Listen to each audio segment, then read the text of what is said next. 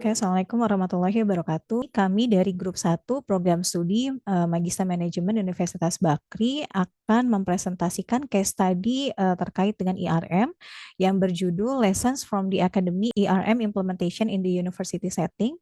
Kami di sini terdiri dari 5 orang, yaitu ada Mas Amanda, Mas Fitra, Mas Rizkita, saya sendiri Yosita Lida, dan juga Mas Yusuf Wahyu Nugroho. Bagian pertama kami akan menjelaskan terlebih dahulu eksekutif summary mengenai kasus yang akan dibahas di dalam presentasi ini.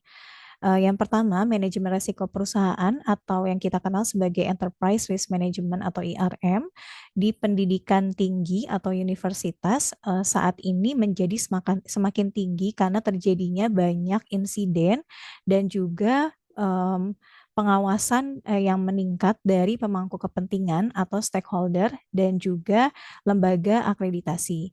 Kemudian yang kedua, universitas juga menghadapi resiko yang sama atau mirip dengan bisnis, meliputi adanya kegagalan tata kelola atau governance failures, kemudian juga ada isu atau masalah terhadap kepatuhan, adanya resiko terhadap finansial atau keuangan, dan juga adanya krisis yang terkait dengan safety dan juga etika.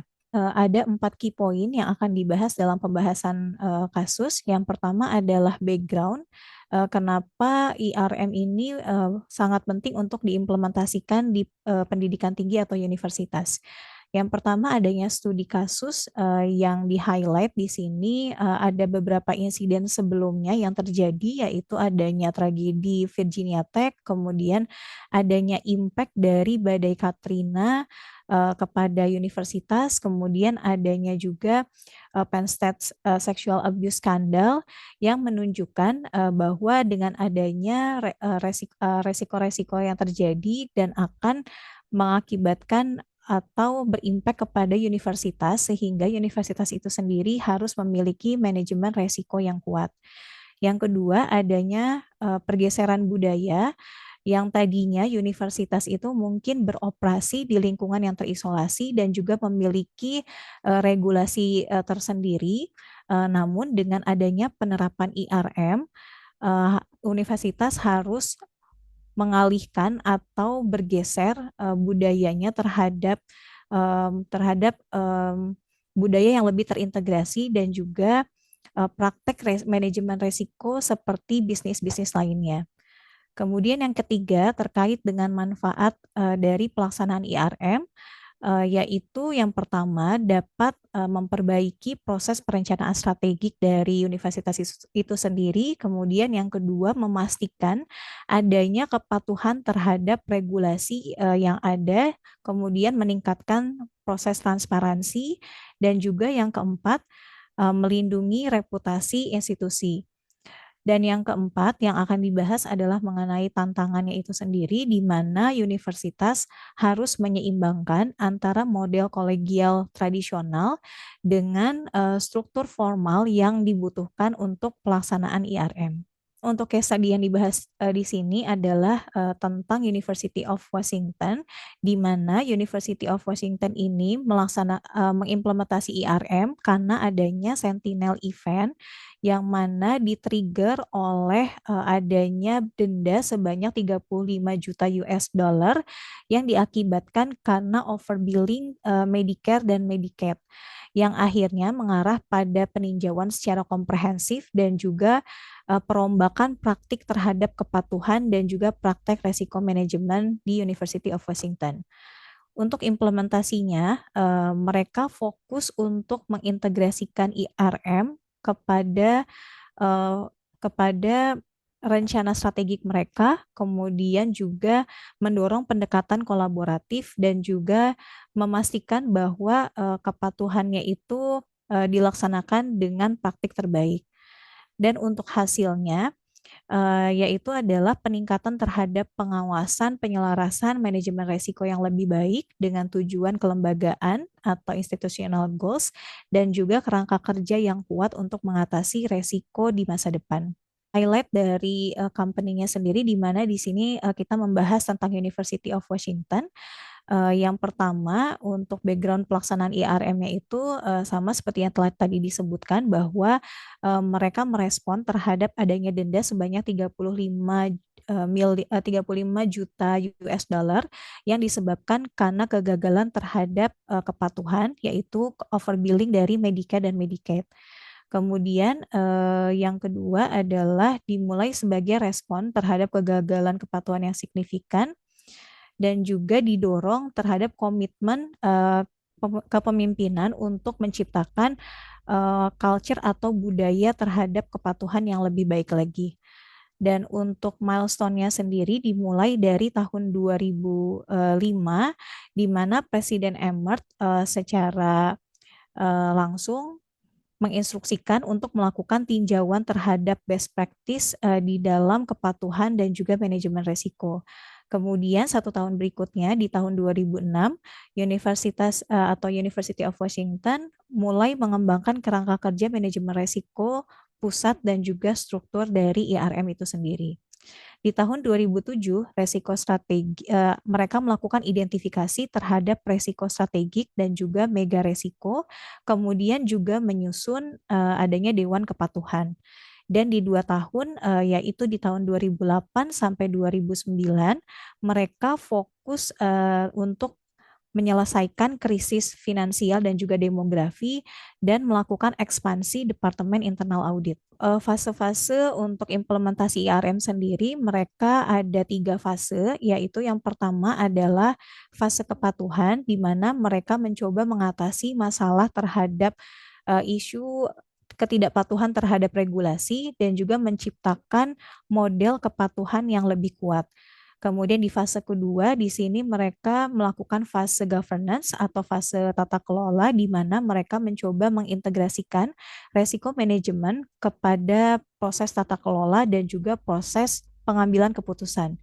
Yang terakhir yaitu fase mega resiko, di mana di fase ini mereka mencoba memperkuat pengawasan terhadap resiko-resiko utama dan juga menyelaraskan resiko itu sendiri dengan perencanaan strategis mereka. Kemudian adaptasi budaya yang mereka lakukan adalah penekanan kepada pemeliharaan budaya atau culture dari University of Washington, di mana yaitu adalah desentralisasi, kolaboratif, dan juga budaya entrepreneurship. Kemudian yang kedua tentunya berkaitan dengan resiko, yaitu mereka mencoba membuat bahasa yang sama untuk resiko itu sendiri di seluruh universitas. Dan untuk hasilnya, dari apa yang sudah dilakukan oleh University of Washington ini, yang pertama adalah peningkatan ketahanan secara kelembagaan dan juga memiliki manajemen resiko strategik yang lebih baik. Kemudian yang kedua adalah meningkatkan transparansi dan juga alokasi terhadap sumber daya yang mereka miliki. Dan yang ketiga adalah meningkatkan keselarasan terhadap manajemen resiko dengan goals atau tujuan strategi mereka. Manajemen risiko dalam pendidikan tinggi menghadapi tantangan serius yang dapat mempengaruhi reputasi institusi. Tantangan utama meliputi tata kelola akibat pengawasan dewan yang tidak memadai, kontrol internal yang lemah karena komunikasi yang buruk antar departemen, dan kepemimpinan yang tidak proaktif dalam manajemen risiko. Pengawasan yang kurang aktif, koordinasi yang buruk, dan kepemimpinan yang lemah dapat menyebabkan risiko tidak terdeteksi dan tidak ditangani dengan baik, sehingga menimbulkan masalah yang besar. Institusi pendidikan tinggi menghadapi tantangan besar dalam tata kelola dan risiko operasional yang dapat mempengaruhi operasional serta reputasi mereka. Pengawasan dewan yang tidak memadai dan kurangnya mekanisme pelaporan risiko yang efektif seringkali menyebabkan masalah serius, termasuk kesalahan manajemen dan penyelewengan sumber daya. Selain itu, kontrol internal yang buruk dan kesulitan dalam mematuhi peraturan federal meningkatkan risiko operasional yang dapat merugikan secara finansial dan merusak reputasi institusi. Untuk mengatasi tantangan ini, institusi perlu meningkatkan pengawasan dewan, pengembangan prosedur pelaporan yang efektif, memperkuat kontrol internal, dan memastikan kepatuhan terhadap peraturan yang berlaku. Dengan langkah-langkah proaktif ini, institusi dapat menciptakan lingkungan pendidikan yang lebih aman, efektif, dan berkelanjutan bagi semua stakeholder. Institusi pendidikan tinggi menghadapi berbagai risiko, termasuk tata kelola dan kepemimpinan yang mengakibatkan kegagalan pengawasan dan kurangnya akuntabilitas. Risiko operasional mencakup masalah kontrol internal dan kepatuhan terhadap peraturan. Risiko keuangan meliputi keterbatasan anggaran dan salah urus keuangan yang dapat mengancam keberlanjutan program. Risiko kepatuhan memerlukan institusi untuk mematuhi peraturan. Terakhir, risiko reputasi timbul dari skandal dan krisis yang dapat merusak citra institusi di mata publik dan di mata pemangku kepentingan.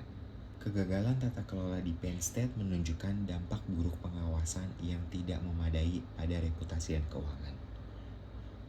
Masalah operasional di Rutgers University menyoroti pentingnya kontrol internal yang kuat untuk mencegah peningkatan pengawasan dan tuntutan akuntabilitas.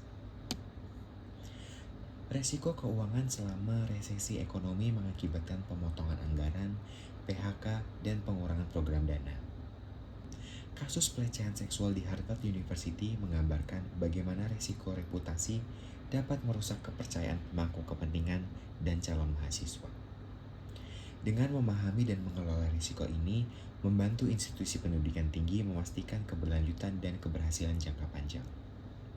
Kita mengidentifikasi metrik-metrik spesifik yang dipantau untuk mengukur tingkat keparahan dan kemungkinan risiko yang akan terjadi. Langkah-langkah untuk mencapainya gitu, kita akan membaginya menjadi 5 resiko. Dari sisi resiko operasional, itu disebabkan oleh berbagai faktor.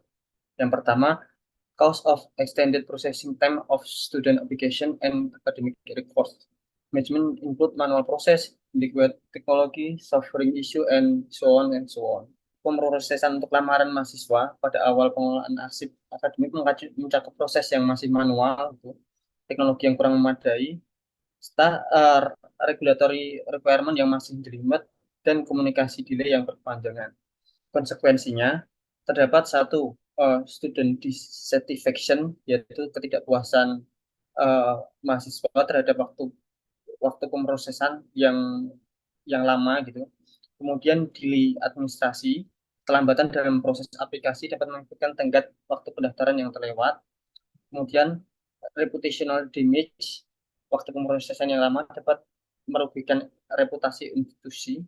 Kemudian increase workload, waktu pemrosesan yang lebih lama dapat mengakibatkan beban kerja staff sehingga menyebabkan kelelahan dan inefisiensi yang lebih lanjut. Itu bisa berimbas ke financial risk, compliance risk, dan resiko reputasi juga. Jadi konsekuensi-konsekuensi dari masing-masing risk ini akan sangat berimbas ke resiko yang lain. Kemudian untuk risk indikatornya di sini yaitu untuk average processing risk, yaitu kita harus mengukur waktu rata-rata yang dibutuhkan untuk memproses lamaran siswa dan mengolah catatan akademik yang akan dijadikan acuan. Kemudian di sini ada possible cost yang kedua, yaitu high record in data management are often caused by manual data entry, insufficient staff training, and so on, yaitu tingkat kesalahan yang tinggi pada pengelolaan data seringkali disebabkan oleh entry data yang tadi masih manual, gitu, pelatihan staff yang masih kurang memadai, dan validasi yang tidak memadai, serta sistem yang ketinggalan zaman dan masih kurang terintegrasi. Gitu. Tadi ke compliance risk juga, yaitu kesalahan dalam pengelolaan data dapat menyebabkan ketidakpatuhan terhadap persyaratan dan peraturan yang berpotensi mengakibatkan denda dan sanksi, seperti yang telah dijelaskan tadi teman saya di atas. Kemudian loss of trust, yaitu kesalahan yang berulang dapat mengikis kepercayaan antara mahasiswa, dosen, dan pemangku kepentingan. Keris indikatornya yaitu error rate in data management. Mungkin sekalian kita jelaskan di sini untuk risk profile-nya dari operational risk ini cukup moderat ya. Jadi untuk normal situation-nya itu bisa di 90% keakuratannya.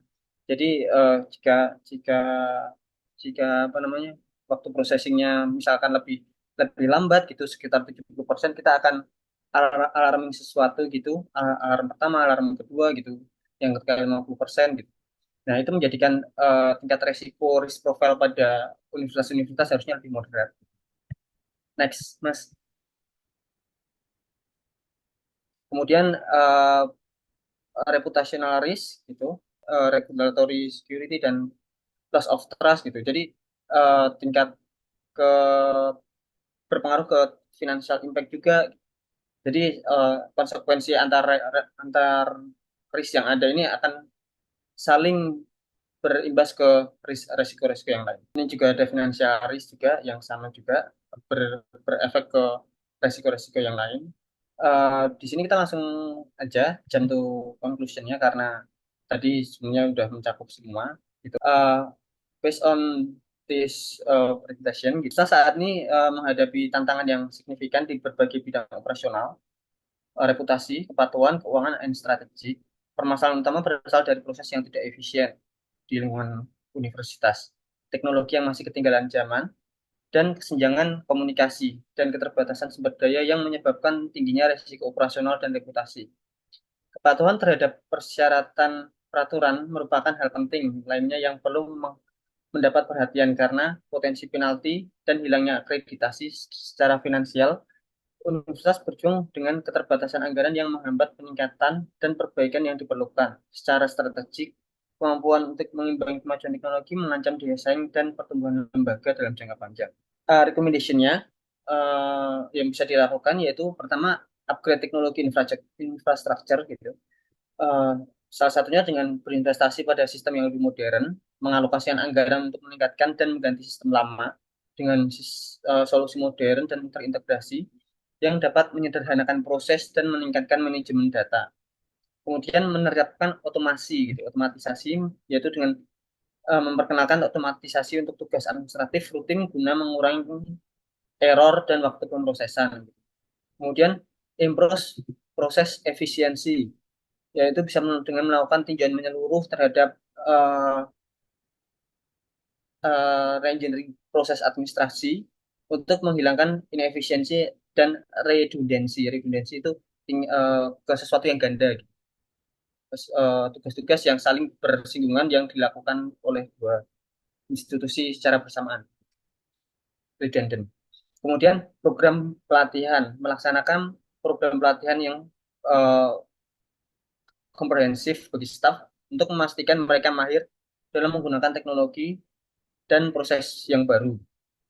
Kemudian enhance communication and coordination, yaitu bisa melalui platform communication gitu, menyebarkan platform komunikasi untuk memfasilitasi koordinasi yang lebih baik antar departemen dan meningkatkan pertukaran informasi sehingga seluruh seluruh seluruh divisi mendapatkan database yang memadai.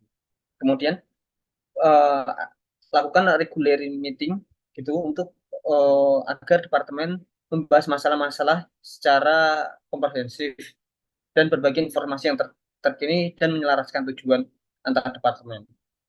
Kemudian rekomendasi yang keempat mungkin strengthen compliance management. Jadi memperkuat uh, uh, apa namanya departemen kepatuhan gitu. Jadi bisa dilakukan dengan audit kepatuhan gitu, melakukan audit internal secara berkala untuk memastikan kepatuhan terhadap persyaratan peraturan dan mengidentifikasi area yang ditingkatkan. Jadi melakukan audit secara berkala bukan cuma satu atau dua kali aja dalam satu tahun. Kemudian pembaruan kebijakan, yaitu memperbarui kebijakan dan proses untuk mencerminkan standar kepatuhan dan praktik yang terbaik saat ini. Kemudian increase fokus on student satisfaction, jadi meningkatkan fokus pada kepuasan mahasiswa gitu. Yaitu caranya bisa menciptakan mekanisme yang feedback gitu. Jadi secara rutin menangkap kekhawatiran atau saran dari mahasiswa gitu. Kemudian meningkatkan layanan, yaitu fokus pada peningkatan layanan mahasiswa, khususnya di bidang yang berdampak langsung dengan pengalaman mereka seperti uh, pen, penerimaan dan dukungan akademik. Kemudian optimize resource allocation, yaitu seperti memprioritaskan investment and budget monitoring gitu.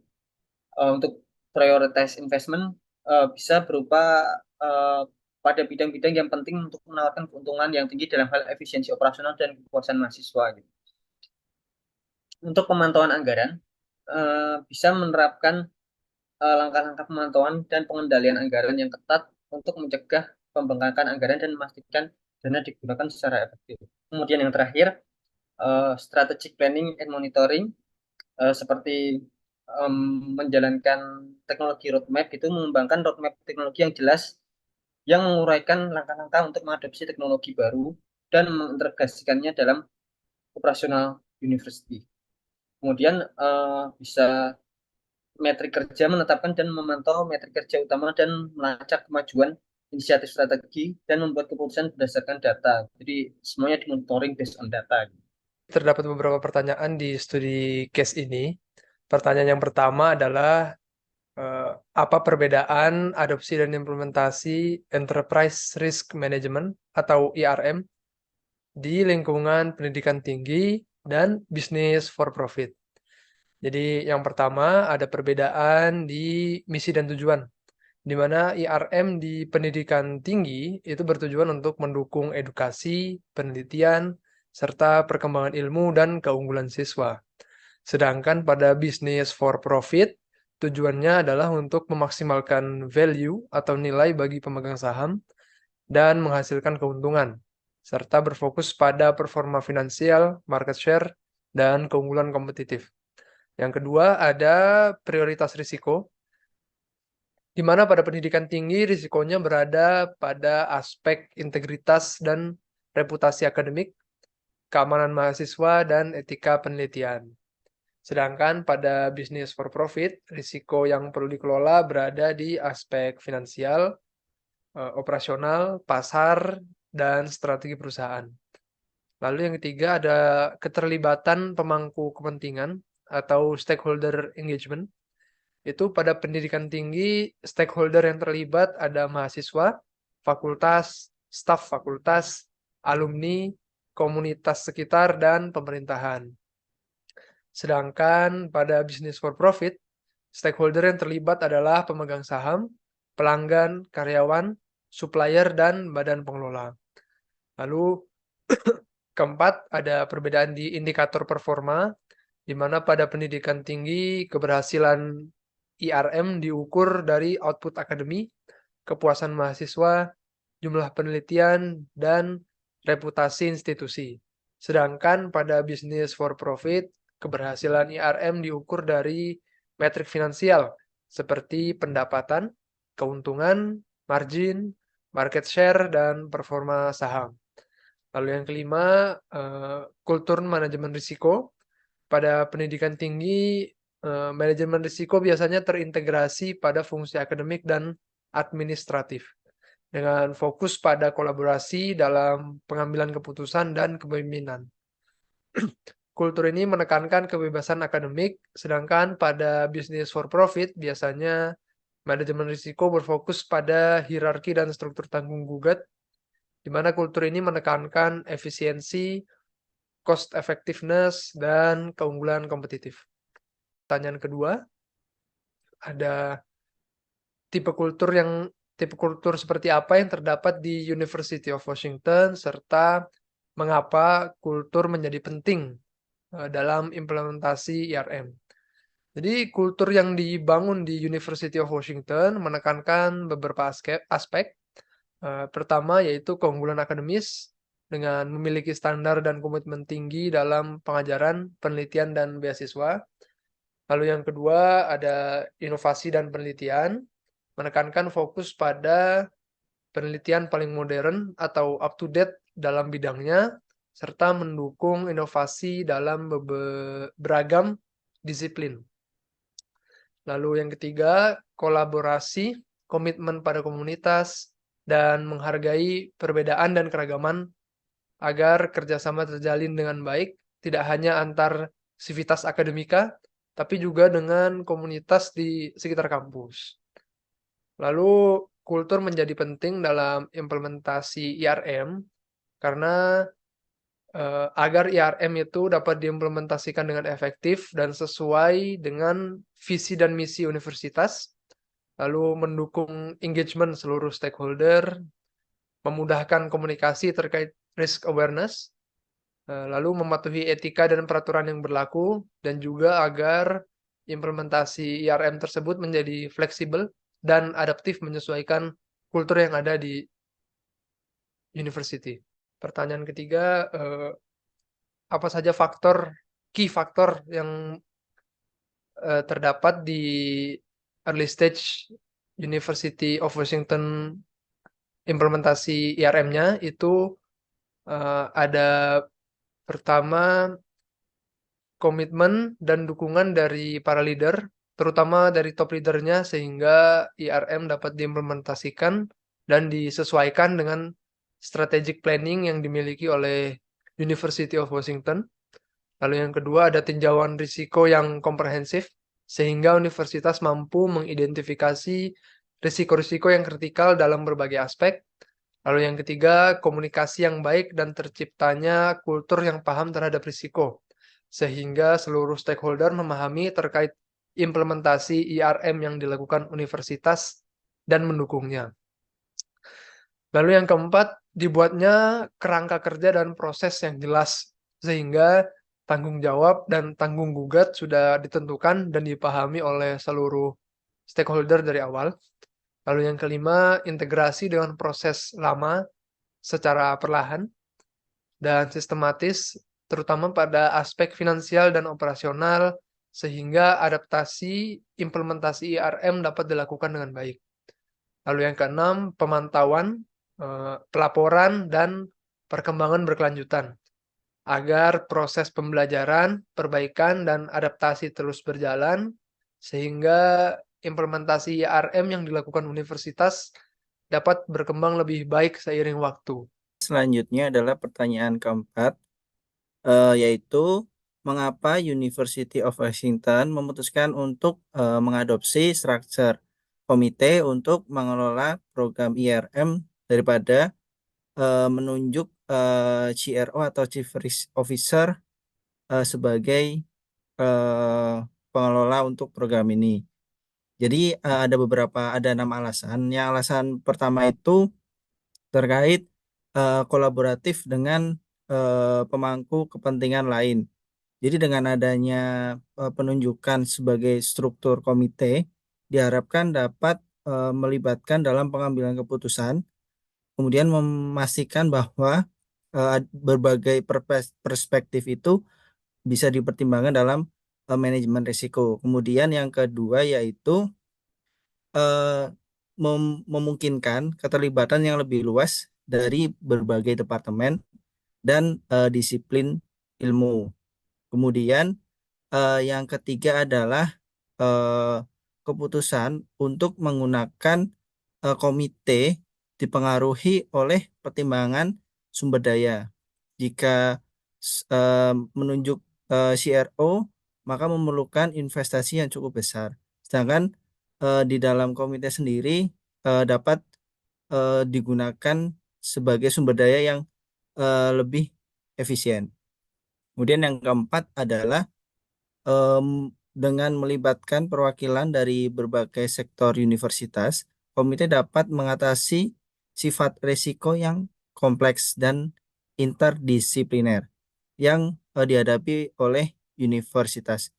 Pendekatan ini memastikan bahwa IRM terintegrasi ke seluruh aspek operasional universitas, mulai dari aktivitas akademik dan penelitian hingga fungsi administratif. Kemudian yang kelima adalah dengan adanya IRM di komite ini dapat beradaptasi lebih cepat terhadap perubahan landscape, resiko, dan mempertimbangkan respon yang lebih fleksibel terhadap isu-isu yang muncul.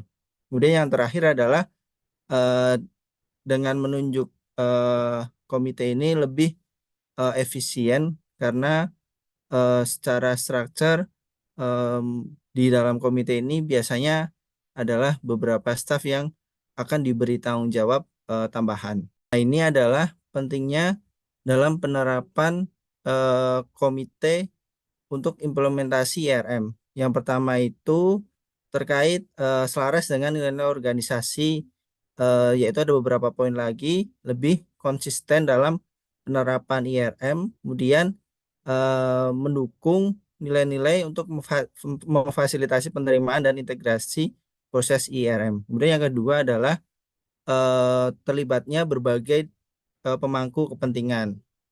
Ya, ada 2 poin. Yang pertama, eh, melibatkan pemangku kepentingan yang merupakan bagian dari integral dari budaya universitas, memastikan keterlibatan dan partisipasi luas dalam kegiatan IRM. Kemudian yang kedua adalah budaya yang mendorong kolaborasi, membantu dalam identifikasi dan manajemen risiko yang komprehensif. Kemudian yang ketiga adalah komunikasi. Jadi dalam budaya komunikasi ini lebih transparan dan kesadaran tentang risiko dan praktik IRM akan lebih efektif. Kemudian yang keempat yaitu kemampuan beradaptasi dan ketahanan. Ini adalah bagian dari manajemen perubahan untuk lebih tangguh dalam mengelola perubahan yang akan mungkin timbul beberapa resiko dan lebih proaktif untuk memanajemen resiko dengan mengidentifikasi dan menganalisis potensi masalah sebelum menjadi masalah ini resiko ini lebih besar. Kemudian terakhir adalah terkait landasan etika, yaitu ada 2. Yang pertama integrasi, yang kedua kepercayaan untuk dalam organisasi untuk penerapan IRM yang efektif. Kemudian dengan mengadopsi struktur komite, University of Washington mampu memanfaatkan budaya kolaboratifnya, melibatkan berbagai pemangku kepentingan dan menciptakan kerangka IRM yang fleksibel dan inklusif. Pendekatan ini tidak hanya selaras sebagai nilai-nilai universitas, tetapi juga meningkatkan efektivitas dan keberlanjutan upaya manajemen risikonya. Untuk pertanyaan kelima itu siapa aja key person atau key players yang bisa membuat keputusan terkait model IRM dan administrasinya untuk saat ini. Sebelum kita menentukan, kita perlu tahu apa aja yang perlu kita perhatikan atau indikator apa aja yang kita tentukan untuk memilih key players. Yang pertama yaitu terkait keahlian dan pengalamannya. Ini juga penting karena pengetahuan dan pengalaman yang mendalam tentang area spesifik dari risiko yang relevan dengan universitas. Misalnya dari Departemen Keuangan akan memiliki wawasan yang lebih baik tentang risiko keuangan, sementara seorang dari IT akan lebih memahami risiko terkait ruang lingkup IT. Kemudian kepemimpinan dan pengaruh.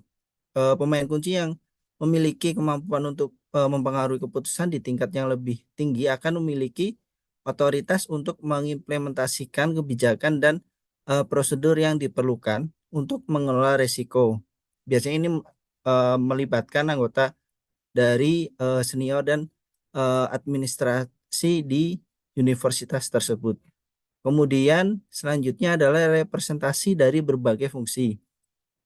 Memastikan bahwa berbagai departemen dan fungsi di universitas tersebut diwakili dalam komite IRM ini, termasuk keuangan, hukum, kepatuhan, akademik, layanan, mahasiswa, IT, fasilitas, dan sumber daya manusia.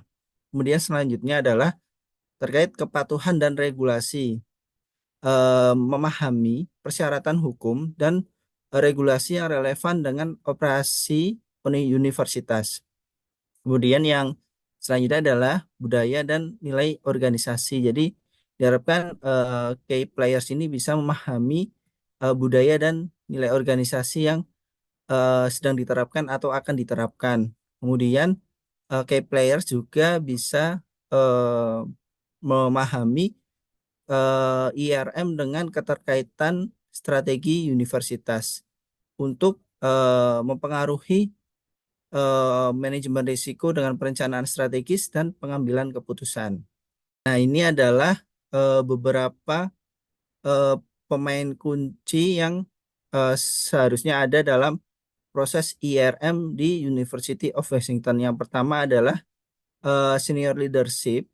Ini seperti rektor yang dapat menentukan arah IRM dan memastikan sejalan dengan tujuan strategis universitas. Kemudian ada Board of Regents, itu bisa melakukan pengawasan dan tata kelola dan memastikan bahwa kerangka IRM sejalan dengan resiko lembaga dan persyaratan peraturan. Kemudian yang ketiga itu ada komite resiko atau risk committee. Terdiri dari senior administratif di fakultas dan perwakilan dari berbagai departemen. Komite risiko bertanggung jawab atas tata kelola IRM secara keseluruhan.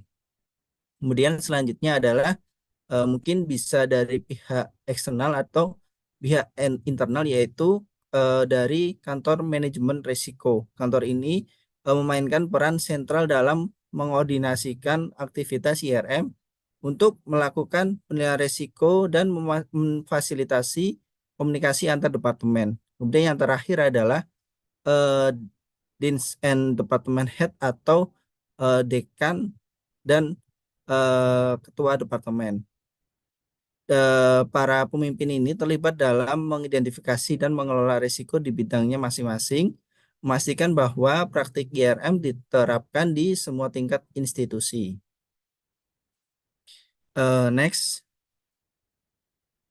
Sekian presentasi dari grup 1 terkait lesson from the academic IRM implementation in the university setting. Kurang lebihnya kami mohon maaf. Sekian, terima kasih.